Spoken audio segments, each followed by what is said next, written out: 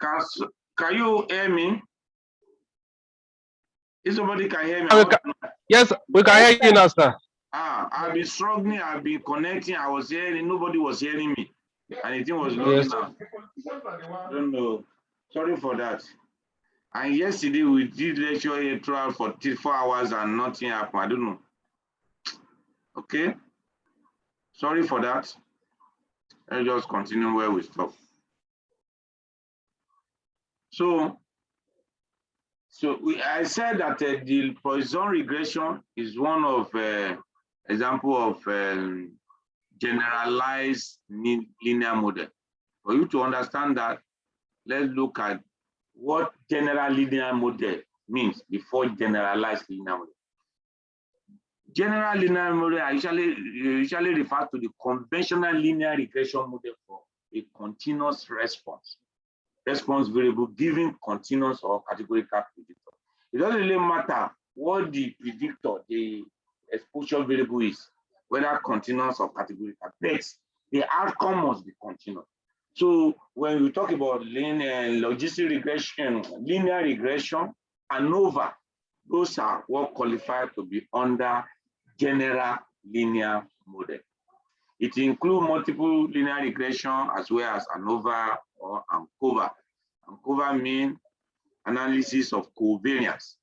Now, the generalized linear model, also called GLM, is the generalization of the linear regression model that allows the dependent variable that is not continuous to be related with independent variable through a link function. What this one is saying is that in general linear model where the outcome is continuous variable, so by the time you are adding exposure, different exposure variable, you are able to have you can predict, you can have linear prediction of the outcome. That is, if maybe the weight increases by this amount, the blood pressure may increase by this amount.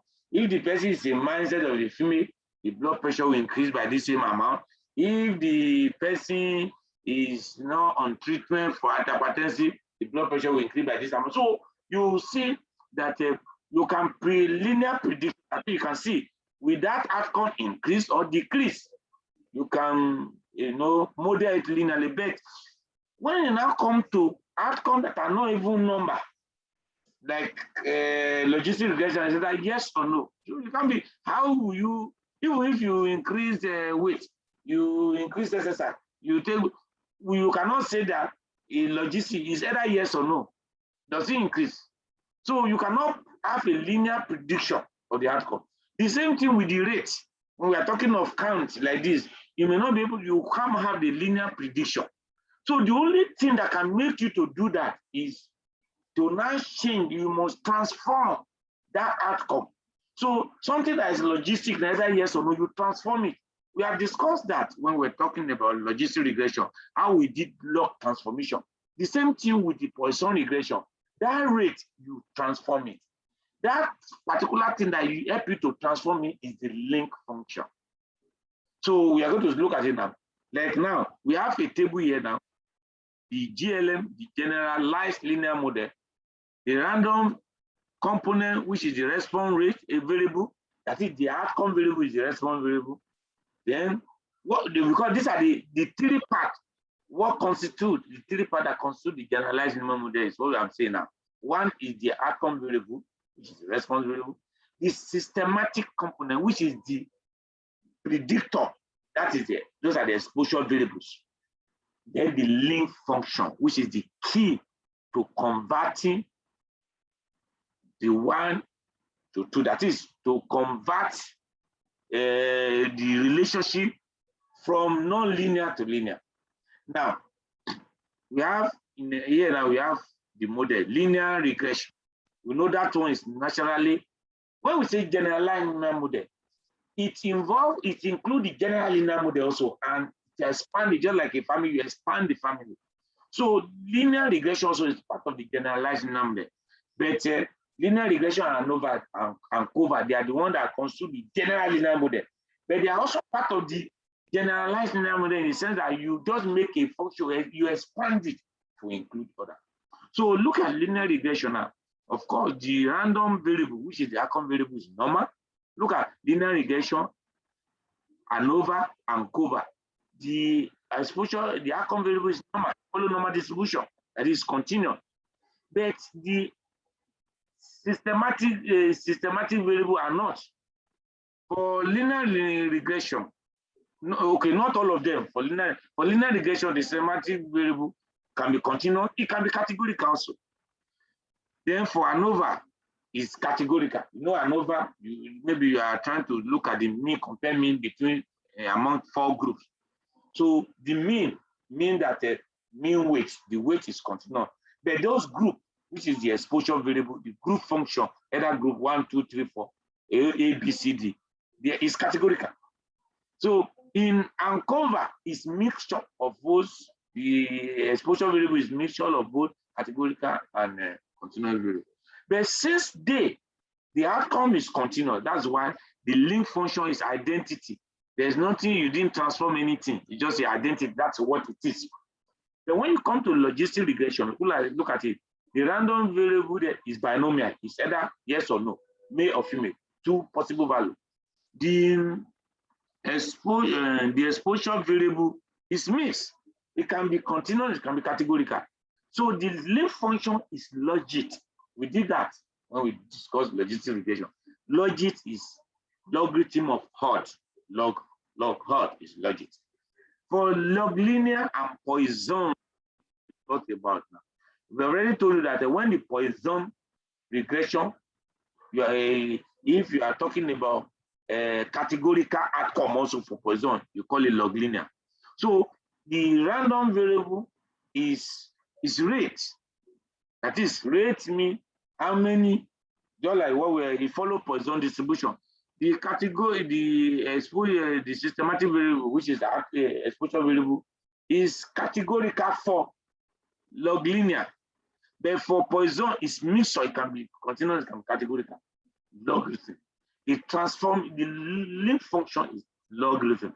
So logarithm of that outcome is what you have there. It's different from the logistic regression, which is log hot. I think we explained that when we were treating logistic regression. Then we have multinomial response. Multinomial response is when we, this logistic regression, we assume that it's binomial, it's binary logistic. But there are some situations where you have more than 2 categories, maybe 3 outcome, 4 category of outcome. So those are multinomial. So it's the same logic because it's from a logistic regression, multinomial logistic. So you do generalized logic. What you just, the way it works is this. If you have more than 1, we have 3 or 4 categories. You have to create a dummy. So the dummy you are creating for 4 categories will be 3. That is the number of categories minus 1. If there are 2, if there are 3, you create 2 dummy.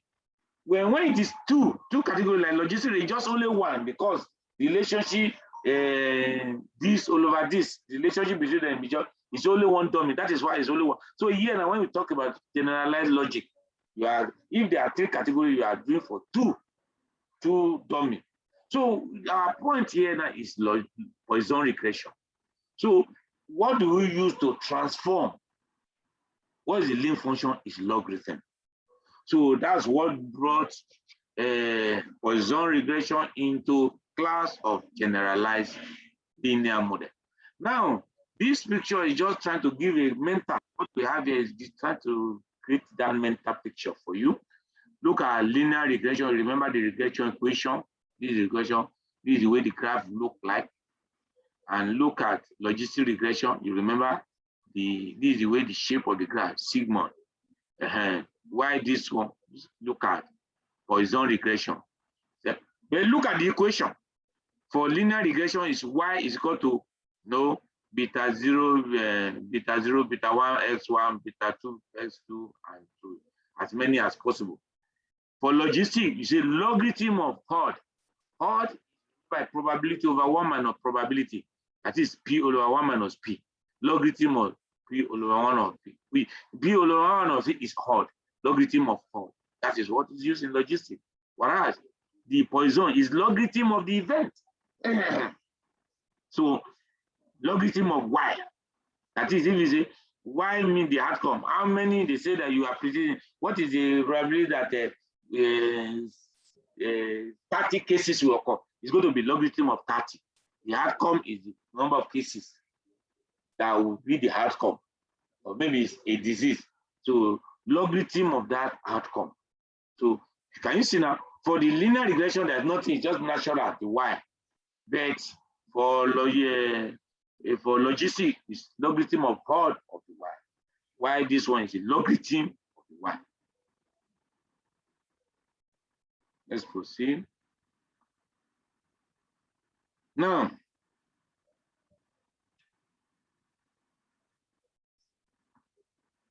let's look at the variable type. Though I've already explained the variable type you use in logistic regression and Poisson regression. In Poisson regression, the response outcome variable is y, is a count. Then we can also have yt, that is rate, can be over the number per time in the case of 10.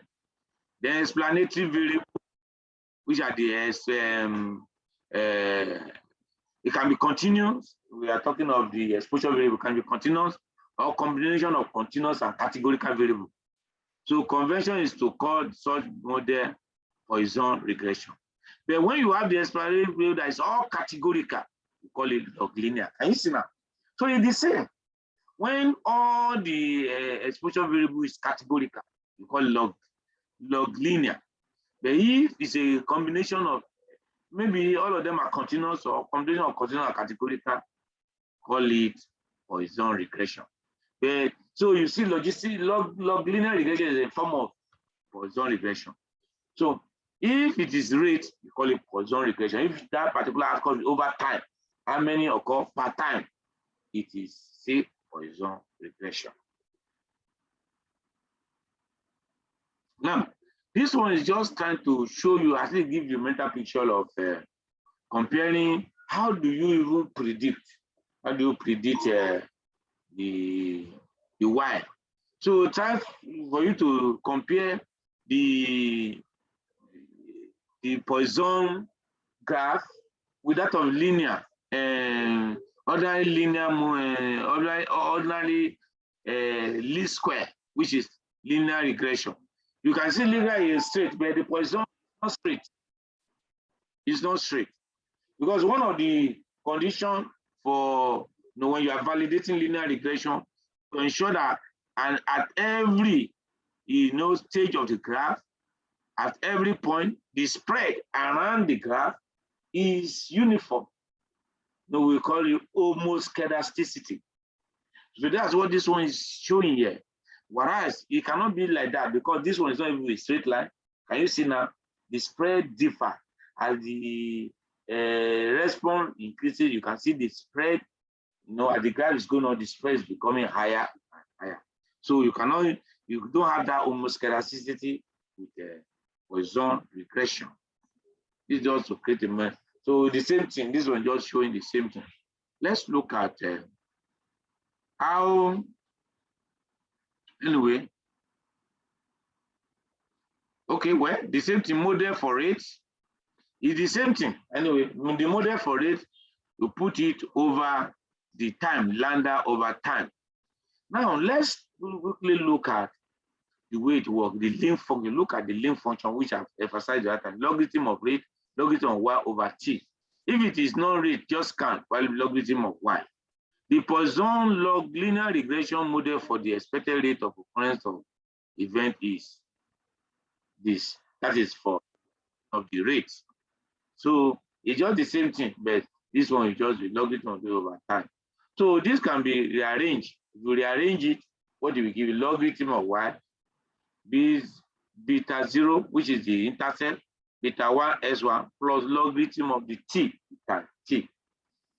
So the time logarithm is referred to as what we call offset. What is offset? It's an adjustment time, and a group of observation may have the same offset, or each individual may have different value of t.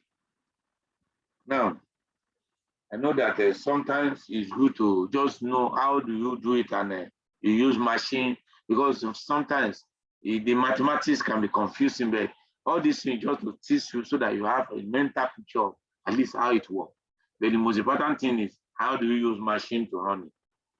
Poisson regression model, just log y, beta zero is the intercept. That is the value of y when x is equal to 0. B1, S1 is the B1, beta 1 is the regression coefficient for x1. So this one is assumed a simple regression because it's only B1. If it is multiple regression, we're going to have B3, depending on how many variables. Note that the Poisson regression model contains no separate error time as seen in linear regression, because lambda determines both the mean and the variance of Poisson randomly. So it's not like you will notice, even when we're doing logistic regression, you see that unlike the linear regression, when you have error time, all these logistic Poisson, they don't have the error time like linear regression. So how do you interpret the estimate? So exponential effect, like this one now, how do you interpret the estimate? If you remember, well, because I said this is very, very close to logistic regression. We have treated logistic regression. When the beta is, what does it mean? Beta just means change in y per unit change in x. The outcome is y. From linear regression, you remember that the outcome is y. So the regression coefficient, which is the beta, is change in y per unit change, which is slow. But big meaning when you are dealing with linear regression, like for example, you can say, oh, as the salt intake, as the weight of the person increases, or the BMI of the person increases, the blood pressure, systolic blood pressure increases by this amount. As the BMI increase by certain amount, per unit, 1 by 1, what is the increase in blood pressure? As the BMI decrease by certain amount, what is the decrease in the blood pressure? That is how to interpret the regression coefficient for continuous outcome, which is linear regression. Then all this logistic Poisson is not like that, because it doesn't make sense. Because so what you can do, since you have made the transformation before, because what you are having there is the logarithm, is the log of y per unit change in the x. So what do you need the log for? So what you can do to make sense is for you to now, since it's logarithm you take, you now take anti-logarithm. Anti-logarithm is exponential. When you see exponential, so when you transform it to and you do the anti-logarithm, it will give you something like odd ratio. So when you get the odd ratio now, you now use the odd ratio to interpret that, okay, well, if the weight increased by 1 unit, the probability of having stroke is 2 times more. You cannot quantify it like a linear regression because it's not on a continuous scale, because the beta here is a log, it's in log form. So when you transform the log to anti-log, it now change to odd ratio. Now, that one is going to be confusing. I may like to skip this one. This one are just the assumptions. Well, they are assumptions for you to to run linear regression. What are the assumptions? Your dependent, all those things we have already said them anyway. Your dependent variable consists of count data. Yes, we say that count or rate. You have one or more independent variable which can be measured on a continuous, ordinal, nominal, any form. You should have independence of observation. Then the distribution of the count, conditional or model follow Poisson distribution. That is, the outcome must follow. I already said it. Then the mean and variance of the model are identical. And that is the reason also that there is no need for error time. Now, I think I've talked about the interpretation of this coefficient. If x1 is continuous, that is let's say one of the outcome exposure variable is a continuous variable, then when you quantify the quantity, exponential b minus 1 times 100% represent the estimated percentage change in the mean. So what it just means is that the odd ratio is 2.3. So remove 1 from that 2.3, it remains 1.3. So that is 130% increase. 130%, that is, as the continual variable change by 1, the weight increased by 1. Okay, possibility of having stroke has increased 130 times. If it is maybe it's just the odd ratio is 2, that it has increased, it has doubled. That is 100 times, 100% increase. That's just interpretation. If the x is categorical variable with several levels, you see we're the same thing also. So this one represents the estimated percentage ratio in mean response for the x is equal to 1, and that for the reference level. No, when we talk about reference level, okay, let me just explain. For example, now if the outcome exposure variable is sex now, okay, what's the probability? Sex is one of the exposure variable. So you and your study, you have already shown that may are more likely to have the event, maybe stroke. So you're not okay.